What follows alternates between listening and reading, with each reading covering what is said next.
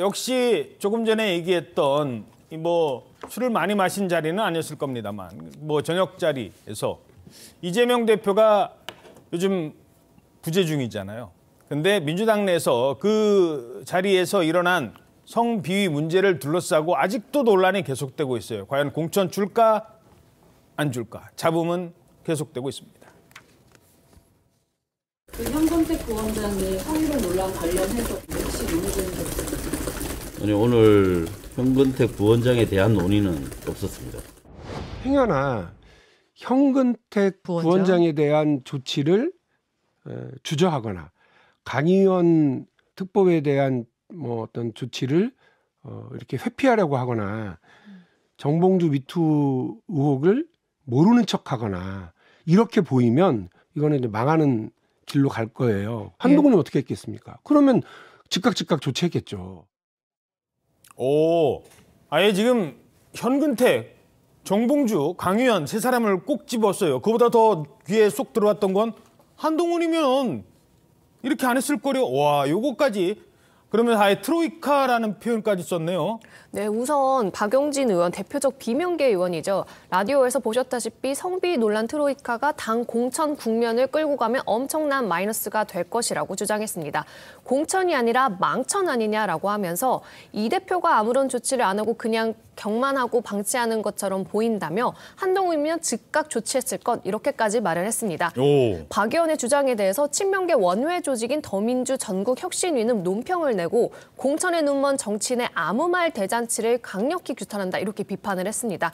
그러자 박 의원은 오후에 또 다른 라디오에 출연해 재반박에 나섰는데요. 성비 인물들이 언론에 오르락내리락하고 민주당 공천의 문제점으로 국민들에게 주목받는다면 총선 전반의 흐름이 흐트러질 수밖에 없다고 우려했습니다.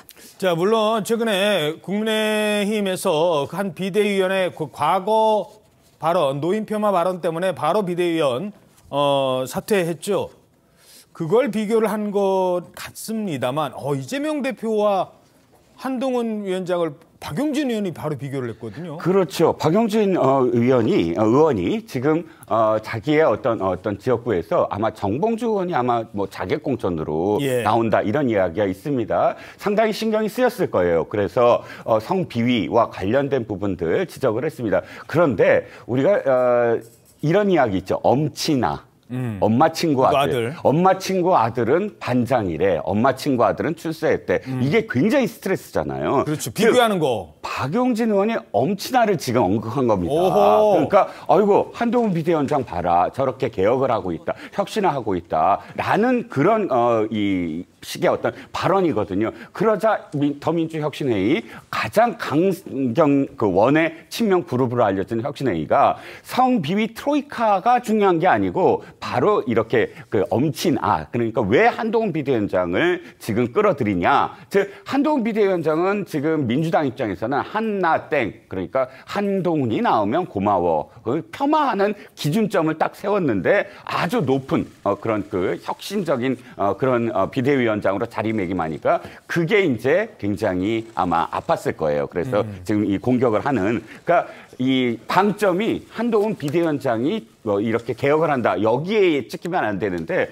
거기에 찍힐 그런 오해를 불러일으킬 발언은 맞는 것 같아요. 예. 근데 정봉주 전 의원 같은 경우 뭐 민사에서는 어느 정도 유죄 취지의 판정을 받았는데 또 형사에서는 또 무죄 판정을 받았어요. 이러면서 과연 정봉주가 맞느냐 안 맞느냐, 적당하냐 적당하지 않느냐, 적절하냐 적절하지 않느냐라는 논란은 계속 나오고 있습니다. 뭐 과거의 그 사건까지 소환할 필요는 없겠습니다만. 그런데 이런 얘기가 자꾸 나오니까 뜨거 하고 또 한 사람은 안 하겠습니다. 또 이런 얘기가 나온 것 같아요. 네, 그렇습니다. 트로이카로 언급된 세 사람 중에 한 분인 강 의원은 이제 안 나가겠다면서 입장문을 밝혔는데요. 제가 계속 심사 대상이어서 당이 결정을 못하는 상황이 부담되며 저로 인해 이 대표와 민주당의 총선 승리 전략이 흔들리게 둘 수는 없다 이렇게 말을 했습니다. 강 특보는 내년 총선에서 광주 서구갑 출마를 준비 중이었습니다. 원외의 친명계 핵심으로 꼽히기도 했는데 민주당이 공개한 총선 후보자 검증 명단에 이름이 계속 빠져 있었습니다. 후보자 적격 판단이 계속 늦어지는 것을 두고 과거 전력 논란 등 등으로 민주당 고민이 계속 깊어지는 추측이 나오고 있었는데 결국 스스로 후보 검증 신청을 철회한다고 밝혔습니다. 예. 그래서 이제 강 특보의 불출마로 민주당은 성비 논란에 연루된 다른 출마자의 거취를 두고 고민이 더 깊어질 것으로 보입니다. 예. 자, 강의원 특보 이른바 뭐 박용진 의원 표현에 의하면 그 트로이카 3명 중에 1명은 이제 강 특보는 출마 포기를 선언했어요. 자, 이러니까 이런 해석이 나오는 겁니다. 서울신문 8면입니다. 이게 친명계의 불출마 신호탄 될 수 있을까? 민주당의 예비후보 검증 기준이 도마 위에 오른 상황에서 강의원 특보가 총선 출마를 포기하면서 그동안 봐주기 공천이라는 논란을 불식할 수 있을지 글쎄요. 어찌됐든 뭐 멀리 볼 것 없이 함께 논란이 되고 있는 현근택, 정봉주 두 사람의 거취의 이목이 집중된다는 겁니다. 자, 지금의 민주당 상황 어떻게 보십니까? 민주당이 지금 초반 레이스에서 국민의힘한테 뒤지는 것 같아요. 일단 한동훈 위원장은 아까 제가 술 얘기는 굉장히 여담으로 한 얘기고 예. 한동훈 위원장은 어쨌든 쇄신 혁신에 대한 여러 발언을 쏟아내고 있단 말이에요. 그렇죠. 상당히 일리가 있는 얘기를 많이 하고 있어요. 근데 거기에 비해서 지금 민주당 여러 소식들은 자꾸 성비 관련 얘기가 많이 나온다고요. 특히 이제 황운하 의원 그리고 노웅래 의원에 대한 적격 판정이 내려졌어요. 예.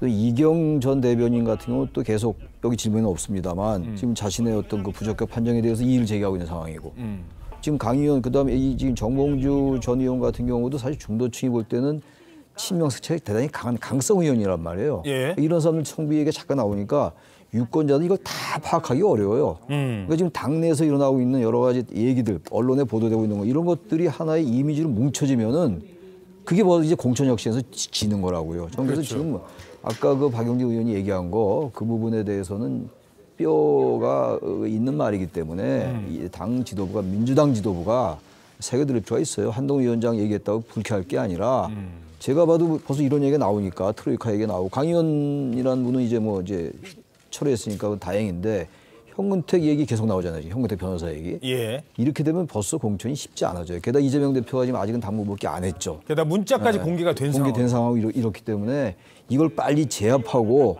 이 상황을 진압하지 않으면요 초반부터 힘들어진다고요 민주당이. 빨리 저는 이재명 대표가 빨리 당무 복귀해서 이걸 정리 좀 해야 될 것 같아요. 예, 알겠습니다.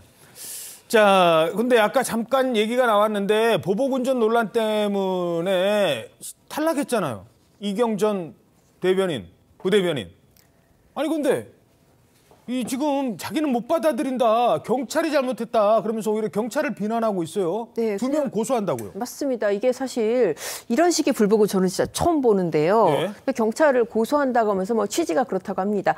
본인은 뭐 경찰하고 첫 통화에서부터 나는 운전한 적이 없다라고 했는데 경찰이 첫 통화에서 자백했다라고 허위 보고를 냈다는 거예요. 그러면서 뭐 앞으로 이제 그 몇천 명이 되는 대리기사로 다 찾아다니고 경찰도 고소하겠다라고 하는데 문제는 사실 이게 경찰의 통화로 뭐 벌금이 나온 게 아니잖아요. 그렇죠. 그러니까 수사 다 해서 경찰이 기소 의견 송치했고 그걸 검찰이 받아들여서 기소를 했고 그거를 법원이 심판을 해서 유죄가 난 것인데 이게 뒤집어질지는 상당히 의문입니다. 예, 알겠습니다.